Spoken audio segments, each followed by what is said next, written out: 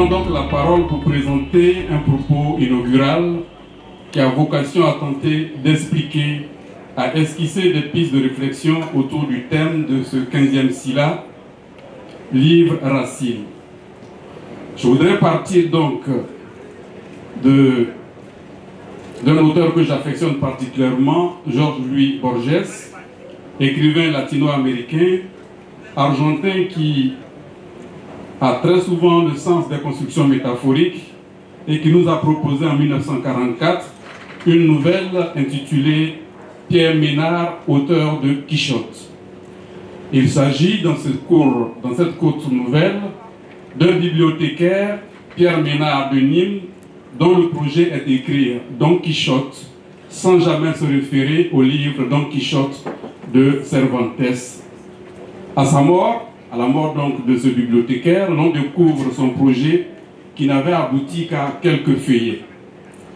Sous le strict angle de la racine et de l'origine, ce court récit pose la question de savoir si l'on peut écrire à partir de rien ou si l'on peut nier ou oublier ce qu'on a lu avant d'écrire.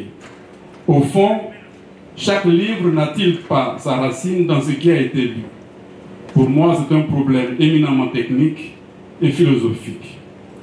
La racine, au sens étymologique, c'est la partie axiale des plantes vasiculaires qui croît en sens inverse de la tige et par laquelle la plante se fige et se nourrit. En linguistique, la racine est l'élément irréductible d'un mot obtenu par élimination de tous les éléments de formation et indices de l'histoire. La racine est donc d'abord qui la lie ou la rattache à autre chose. Elle est essentiellement, ou elle a essentiellement une portée organique. Une portée organique qu'on peut prolonger vers la trace, vers l'origine, vers le soubassement. Minimalement, le livre, ou étymologiquement, libère, était d'abord la partie vivante de l'écorce sur laquelle on écrit. On parlait de libérien. C'est un volume imprimé d'un certain nombre de pages. Il est donc support et texte. On pourrait donc reformer l'attente des uns et des autres en se demandant d'où vient le livre, de quelle racine, de quel fondement, de quelle fondation. Je voudrais tenter d'esquisser quelques réponses par rapport à la question de l'état, ce que le livre est, et par rapport à un processus. D'où le livre vient. Ces deux ils se complètent. Et comme on le dit chez nous, quand on vous envoie, il faut savoir vous envoyer. Je suis un littéraire, je vais essayer de rester dans le champ de la littérature pour ne pas trop déborder. Mon cheminement sera fait d'interrogations que j'espère ne vous ennuieront pas. Première interrogation, qu'est-ce que le livre? On pourrait répondre simplement texte et support. Texte et support parce que le livre est tension entre un texte et un support. De ce point de vue, donc, il devient corps. Historiquement, alors que l'écriture date de 3300 ans avant Jésus-Christ, la forme primaire du livre, le codex, apparaît quelques 10 ans avant notre ère, dans la Rome antique. Et il s'impose comme remplacement de ce qu'on appelle, ou de ce qu'on appelait le volumen, qui était un texte en rouleau. Le livre est donc un objet culturel, un objet usuel qu'on a tendance à désigner souvent comme un être de langage. De premier plan, c'est un outil de l'époque de la raison graphique. Foucault propose une nuance importante entre la notion de texte et la notion d'œuvre. Le texte, textus nous dit-il, est combinaison avec un souci de démonstration limitée dans l'espace et dans le temps. Textus au sens de tissage, alors que l'œuvre est construction systémique avec une volonté de totalisation. Du texte, on peut esquisser une origine mythique à partir du personnage de Tirésias, que nous découvrons dans la mythologie grecque. Tirésias qui devient aveugle parce qu'il a vu le corps de la déesse Athéna, un corps nu et un corps composé de textes, un corps composé de mots. Un tel récit donne donc à penser que le corps et l'écriture se rejoignent, ne serait-ce que par le bout du mythe. Tirésias garde le don de la prophétie parce qu'il a vu le corps primordial, le corps d'Athéna.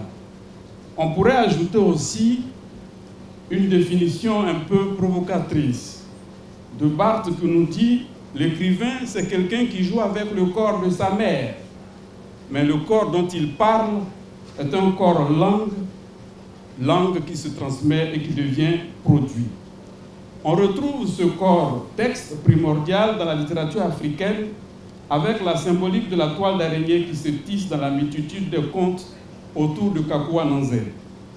Le professeur Aris Memel Foté rappelle que la toile d'araignée est totalité. Elle a 4 caractéristiques, elle est appartenance, elle est correspondance, elle est identité, elle est analogie.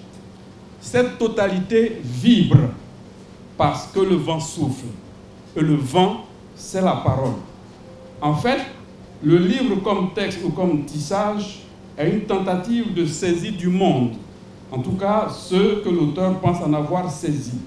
C'est au bout de ce processus qu'il émerge comme œuvre dont le projet est une construction systématique, au sens où nous pourrions dire l'œuvre d'Adiafi, nous pourrions dire l'œuvre de Freud. Deuxième question, d'où viennent les livres? Je pourrais répondre simplement d'autres livres. Chez nous, enfin quand je dis chez nous, au département de lettres modernes, 2 grandes théories traversent la critique. L'une dit que l'on écrit véritablement que son premier texte. Et tous les textes suivants de notre auteur fonctionnent donc comme des réécritures constantes de ce premier travail. L'autre théorie dit qu'à partir du repérage des motifs répétitifs, ce que nous appelons les métaphores obsédantes, on peut connaître l'auteur, on peut retracer le cheminement de sa pensée et des textes lus. Le processus montre donc que l'écriture part toujours d'une idée de l'écriture. Tout texte est une idée du texte, comme nous dit Jean Ricardou. Et il nous dit, si vous vous conformez à ce que vous pensez du texte, alors vous faites un texte homo-métatextuel. Si vous vous en séparez, vous faites ce qu'il appelle de l'hétéro-métatextualisation. Dans les 2 cas, à la racine du livre, il y a d'autres livres. Je voudrais prendre 4 cas pour illustrer mon propos. Je partirai par formation structuraliste, je partirai de ce qu'on appelle une origine narcissique du livre. Cette origine narcissique du livre est appelée autotextualité. Dans ce genre de situation, le livre indique en interne ce qu'il a fait advenir au monde. On parle soit d'autoreprésentation ou d'autoréflexivité. On est donc dans une forme métatextuelle où la racine se trouve dans le texte. On en retrouve une espèce de cas d'école dans « Allah n'est pas obligé » d'Amadou Kourouma, où Birahima confie qu'il a reçu 4 dictionnaires des mains du griot Diabaté et qu'il se réfère à ces textes pour conter son périple dans l'univers de la guerre. Et ce qu'il dit qu'il appelle le blablabla portera le titre « Allah n'est pas obligé ». Mais on pourrait évoquer à côté de ce texte le Lys le flamboyant d'Henri Lopez que j'affectionne particulièrement, ou même la plus secrète mémoire des hommes de Bougar Sarr. J'aime aussi, et je voudrais revenir un tout petit peu sur l'excellent roman de Sandrine Bessora, dont le titre est « Si Dieu me demande, dites-lui que je dors ». Le point de départ de ce livre, c'est un éditeur qui écrit à des auteurs eux ou écrivaines célèbres. Dites la femme que vous avez voulu être et celle que vous êtes devenue. Tout le récit donc de « Si Dieu me demande, dites-lui que je dors », c'est une tournée au Cameroun, dans l'est du Cameroun, pour faire la promotion des 5 nouvelles qui ont été publiées à partir de cette commande. On peut parler ici d'auto-textes, mais ce sont des textes qui sont généralement techniques. et qui ne s'intéresse qu'aux mécanismes de montage. On est donc en situation d'hyper-technicité qui a fait le lit d'une approche qu'on appelle le nouveau roman, et également les tendances postmodernes. On reproche à cette façon de faire son manque d'inventivité et on lui reproche aussi d'être comme une espèce de crépuscule de la littérature ou d'appeler à la fin de la littérature. On pourrait se référer ici à l'excellent travail d'Isabelle Donnet sur la question « Roman sans aventure ».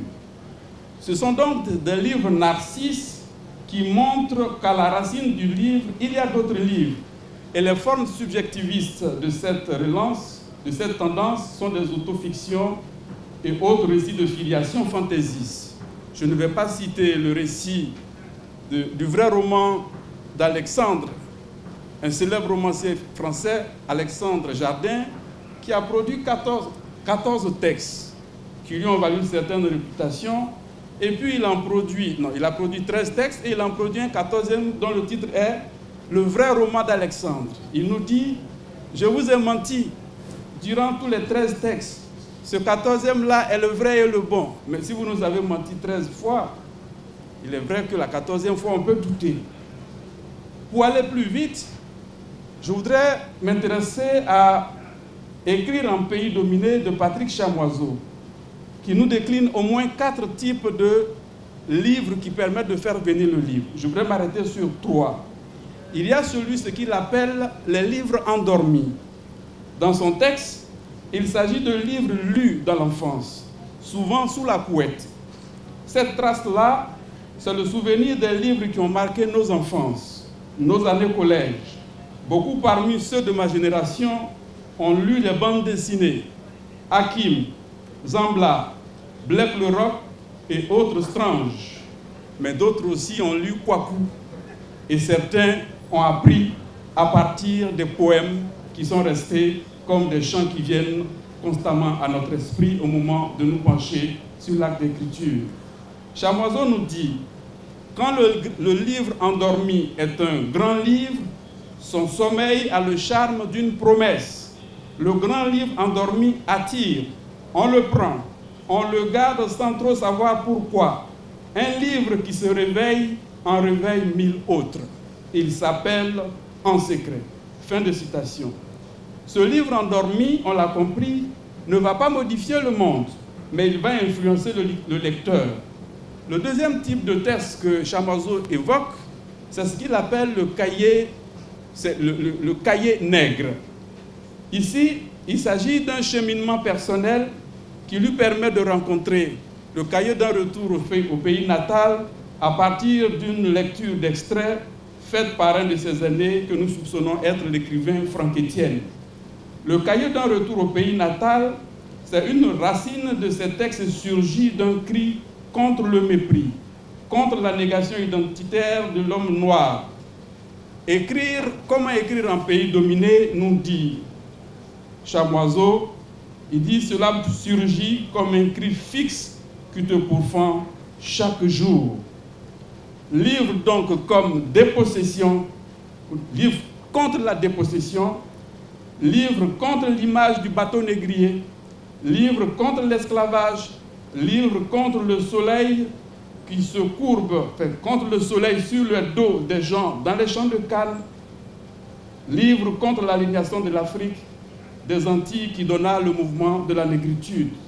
Mais on aura compris aussi que le cahier d'un retour au pays natal, c'est un livre manifeste dont Césaire parle en disant c'est une postulation agressive de la fraternité.